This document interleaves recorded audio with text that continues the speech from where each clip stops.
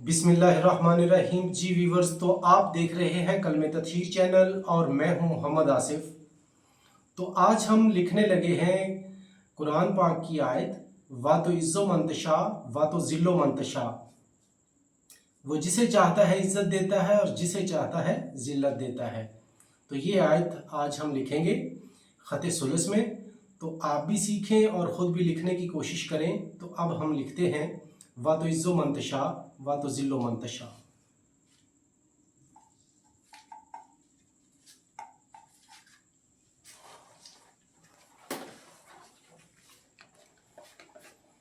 वाव के लिए कलम को यूं तिरछा रख के हम यूं घुमाएंगे ऊपर की तरफ।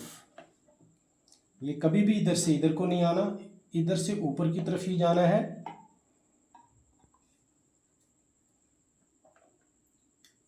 यहां से दोबारा कलम को रख के जिस हिस्से से हम चले थे वहां पे वापस ले आएंगे और ये एक नोक बन जाएगी। इस नोक से कलम को दोबारा रख के हम यूं नीचे की तरफ खींचेंगे और आखिर में एक नोक बना देंगे और इसको फिल कर देंगे।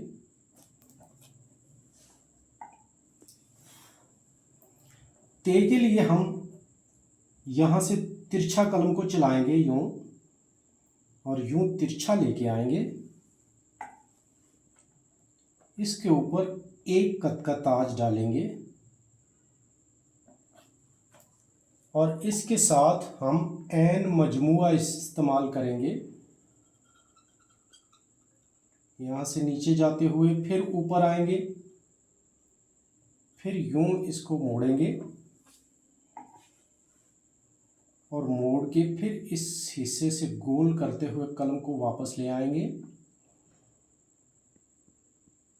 यूं यहाँ से रख के इसके साथ ऐन का दामन बनाएंगे बड़ी खूबसूरती के साथ। ओवल शेप में आएगा, इसको ऐन मजमुआ कहते हैं।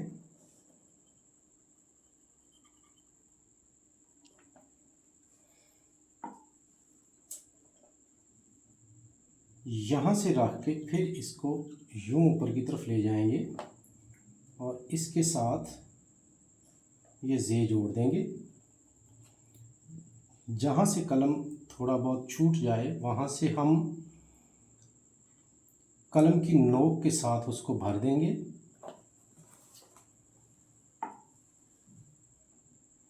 और फिर यहाँ से वाव का जो नीचे वाला हिस्सा बनाया था उस तरीके से हम ये इसको बना देंगे। ये जे बन जाएगी। ते के नुक्ते ऊपर लगाएंगे, जे का नुक्ता यहाँ एडजस्ट करेंगे।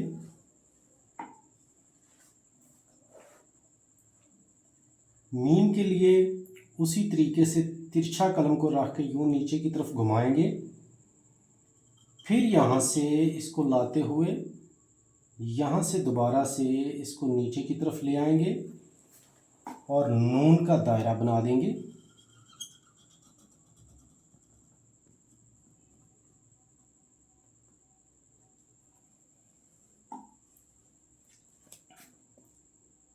और इसको यूं घुमा के इसके साथ जोड़ देंगे। ये मीम बन गया। वा तो इज़्ज़ुमन तशा को हम इसके ऊपर रखेंगे। यहाँ से जैसे ते का ये हिस्सा बनाया था उसी तरीके से उसी डायरेक्शन में हम रखेंगे और फिर शीन इसके साथ जोड़ देंगे।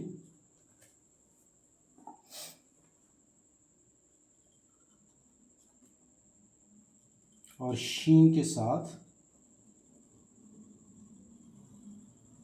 अलिफ ऊपर की तरफ ले जाएंगे कलम को। मंतशा, इसका भी एक कद का ताज बनाएंगे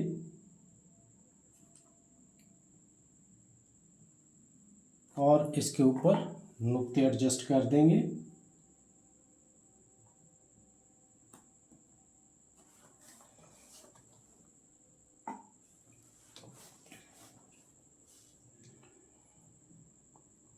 यहाँ पे हम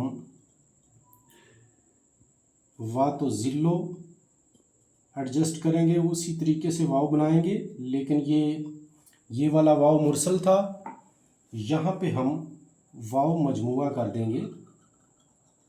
जो आगे से बंद होता है ये वाव मजमुआ कहलाता है। काफ की तरह होता है मगर काफ जितना लंबा नहीं होता। इसकी लंबाई चौड़ाई के बारे में फिर किसी सबक में हम बात करेंगे।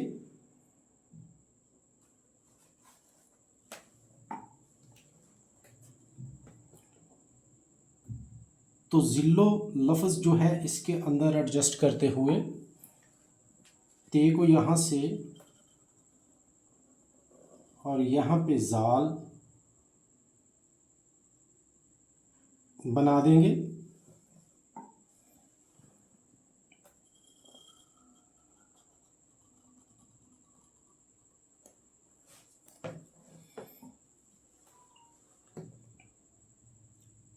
यहाँ इसके अंदर जो है हम लाम जो है एडजस्ट करेंगे।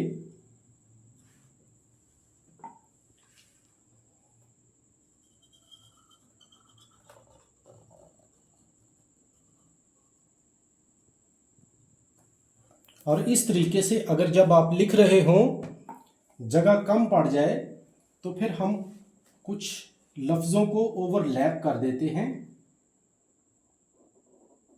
लेकिन ओवरलैप इस तरीके से करते हैं कि बाकी अल्फाज की जो खूबसूरती है उन पे फ़र्क ना आए।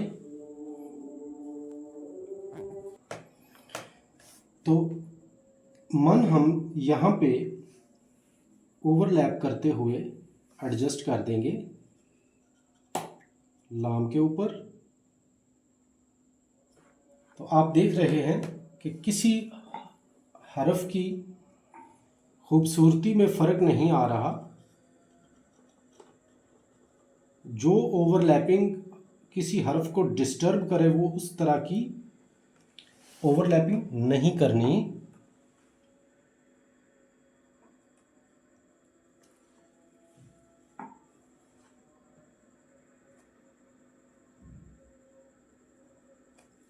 इस तरीके से नुक्ते डाल देंगे।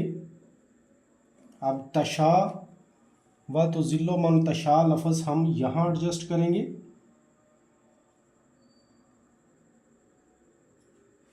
उसी तरीके से तिरछा लेके आएंगे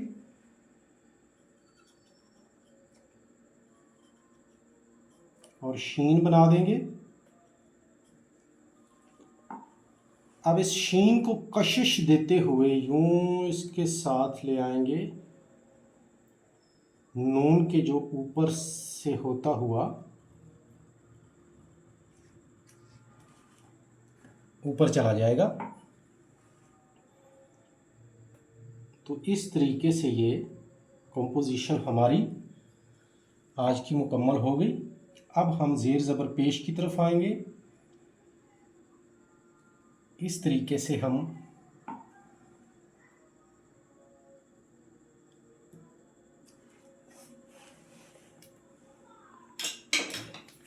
बारीक कलम लेके ज़ेर ज़बर लगाएंगे।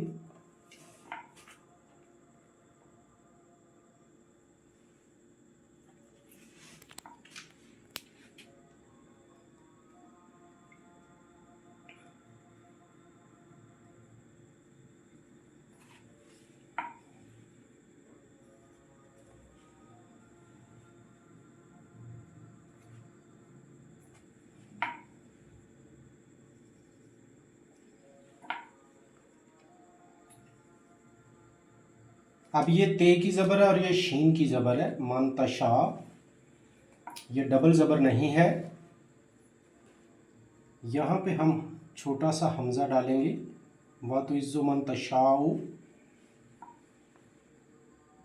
तो यहाँ पे हम वाव की ज़बर डालेंगे। फिर यहाँ से हम ते के ऊपर पेश है तो ये डाल देंगे।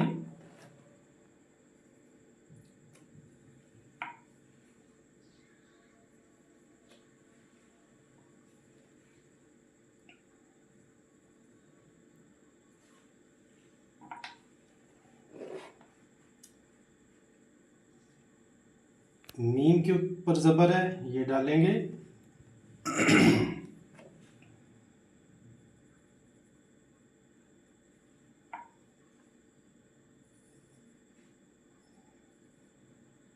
ये शद मद डाल देंगे और यहाँ पे हमज़ा एडजस्ट करके ऊपर छोटी सी पेश डाल देंगे। ये जो है उल्टा पेश नहीं है, बल्कि ये फिलर के तौर पे मैं इस्तेमाल कर रहा हूँ। जो बिगनर्स हैं वो ये ना समझे कि ये इतनी उल्टे पेश क्यों डाल दिए।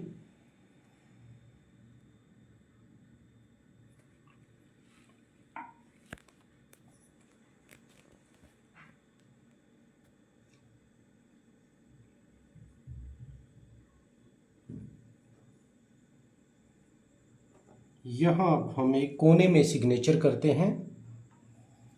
सिग्नेचर करके